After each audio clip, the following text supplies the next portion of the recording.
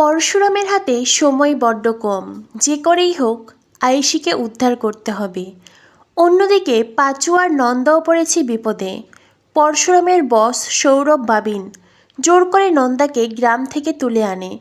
বন্ধুরা, পরশুরাম ধারাবাহিকের আজকের পর্বে দেখানো হয়েছে ভূমিকা তটিনীর মা আর প্রাচী আসে তটিনীর বাড়িতে। যদিও সে সময়ে তটিনী বাড়িতে ছিল না, ছিল পরশুরাম। পরশুরাম এগিয়ে এসে বলে, এ কি আপনারা, আসুন আসুন, বসুন প্লিজ। তখনই ভূমিকা বলে, অতিথি সেবা করার কোনো প্রয়োজন নেই। আমরা এখানে আমাদের জামাইয়ের সাথে দেখা করতে আসিনি। আমরা এখানে এসেছি পরশুরামের সাথে দেখা করতে, যার নাম শুনলে অপরাধীরা ভয়ে কাঁপে। সেই পরশুরামের সাথে কথা বলতে এসেছি। তখনই তটিনীর মা পরশুরামকে বলে, বাবা, আমরা একটা আবদার নিয়ে এসেছি।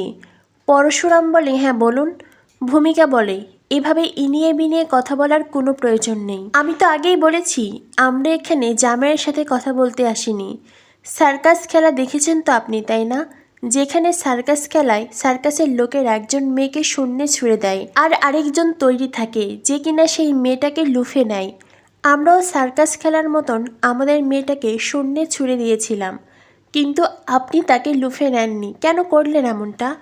আমরা তো আপনাকে বিশ্বাস করে, আপনাকে ভরসা করে আয়েশিকে বিজিতের হাতে তুলে দিয়েছিলাম, আর আপনি শেষ অবধি আয়েশিকে ওখানে রেখে এলেন বিজিতের মতন একজন ইন্টারন্যাশনাল ক্রিমিনালের হাতে।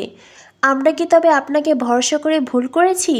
দেখুন মিস্টার, আপনি যদি আমাদের বাড়ির মেয়েকে ফিরিয়ে আনতে না পারেন, তো কালকে যখন নন্দিনী মুখার্জি প্রেস মিট করবে সেখানে আমিও উপস্থিত থাকব। প্রয়োজন পড়লে সাধারণ মানুষেরা আপনাদেরকে প্রোটেক্ট করবে, আর আপনারা হাতে চুরি পরে বসে থাকবেন। ভূমিকার অপমানজনক কথা শুনেও পরশুরাম চুপ করে থাকে। তটিনীর মা বলে, ভূমিকা প্লিজ এভাবে কথা বলো না, যতই হোক সে আমার বাড়ির জামাই। প্রাচী বলে, বৌমনি তুমি কিন্তু জিজুকে অপমান করছো। ভূমিকা বলে, যদি অপমান করে থাকি তার জন্য সরি, তবে হ্যাঁ, আমি যে কথাগুলো বলেছি একদম সঠিক কথা বলেছি, আর এটাই ফ্যাক্ট। তখনই পরশুরামের ফোন বেজে ওঠে। পরশুরামের বস পরশুরামকে কল করেছে। বস পরশুরামকে বলে, পাঁচুকে দিয়ে আবারও সাক্ষ্য নিচ্ছি। যেই স্টেটমেন্টে পাঁচু বলবে যে আগেরবার সে কোর্টে দাঁড়িয়ে যে কথাগুলো বলেছিল ডিপার্টমেন্টের চাপে পড়ে বলেছিল। আর হ্যাঁ, নন্দাকে কল করে তুমি সবটা বুঝিয়ে বলো। পরশুরাম, 24 ঘন্টার মধ্যে আমার ওপর থেকে সব অভিযোগ উঠে যাবে।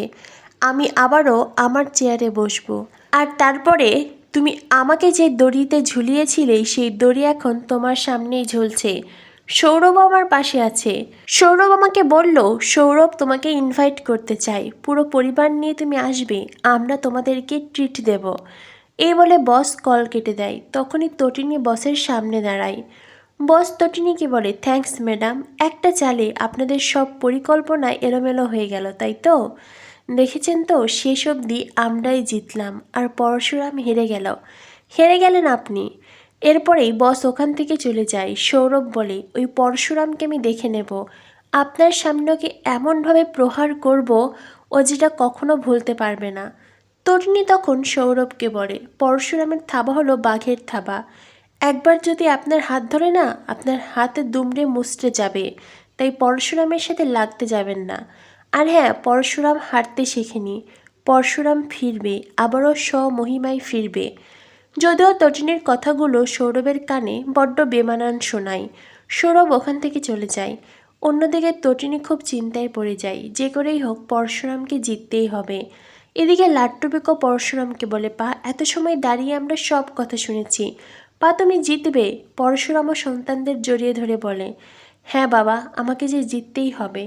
তখনই সেখানে আসে তটিনী। তটিনীও বলে, তুমি যদি হেরে যাও আমি হেরে যাব, আমাদের সন্তানেরা হেরে যাবে। হেরে যাবে আইন, হেরে যাবে সততা, হেরে যাবে সত্য। পরশুরাম বলে, তুমি কোনো চিন্তা করো না তটিনী, সব কিছু ঠিক হবে। এদিকে বাবিন আর সৌরভ পৌঁছে যায় নন্দার কাছে। নন্দা প্রথমে এদেরকে দেখে ভয়ে আঁতকে ওঠে। এরপরে বাবিন বলে, চল, আমাদের সাথে এক্ষুনি যেতে হবে। নন্দা বলে, কোথায় যাব আমি? তখনই সৌরভ বলে, গাড়িতে গিয়ে বস, তোকে নিয়ে আমরা কফি শপে যাব। ও, তুই তো আবার কফি খেতে পারিস না, চল চল। নন্দা খুব ঘাবড়ে গিয়ে বলে, আপনারা দূরে সরে দাঁড়ান, আপনারা কেন আমার সাথে এভাবে কথা বলছেন? আমি আপনাদের সাথে কোথাও যাব না। তখনই সৌরভ বলে, তোর বাপ পরশুরাম তোকে যেতে বলেছে। নন্দা বিশ্বাস করে না। তখনই সৌরভ পরশুরামকে কল করে। সৌরভ পরশুরামকে কল করে বলে, নে নন্দাকে কথাটা বল। এরপরে পরশুরাম নন্দাকে বলে, ওরা যা বলছে সেটা শুনুন। নন্দা তখন পরশুরামকে বলে, আপনি এই কথাটা বলছেন? যেই মানুষগুলো আপনার বোনের এত বড় ক্ষতি করলো, যে মানুষগুলো আপনার এত বড় ক্ষতি করতে চেয়েছিল, আপনি বলছেন তাদের সাথে হাত মেলাতে? আপনি বলছেন মিথ্যে সাক্ষী দিতে? আমি মিথ্যে কথা বলতে পারবো না। তখনই পরশুরাম নন্দাকে বলে, আপনার বাম পাশে তাকান। নন্দা আর চোখে দেখতে পায় বাম পাশে বলরাম আড়ালে দাঁড়িয়ে আছে। পরশুরাম নন্দাকে আস্তে আস্তে পুরো বিষয়টা বুঝিয়ে বলে।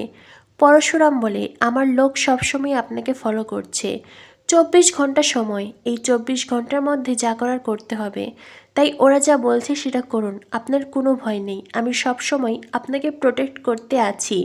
এটা শুনে নন্দা খানিকটা আশ্বস্ত হয়, আর তারপরেই সৌরভদের সাথে যেতে রাজি হয়। যদিও সৌরভ বা ভাবিন তারা কেউই বিষয়টি জানে না। বলরামও দূর থেকে নন্দাকে আশ্বস্ত করে বলে ওদের গাড়িতে চড়তে।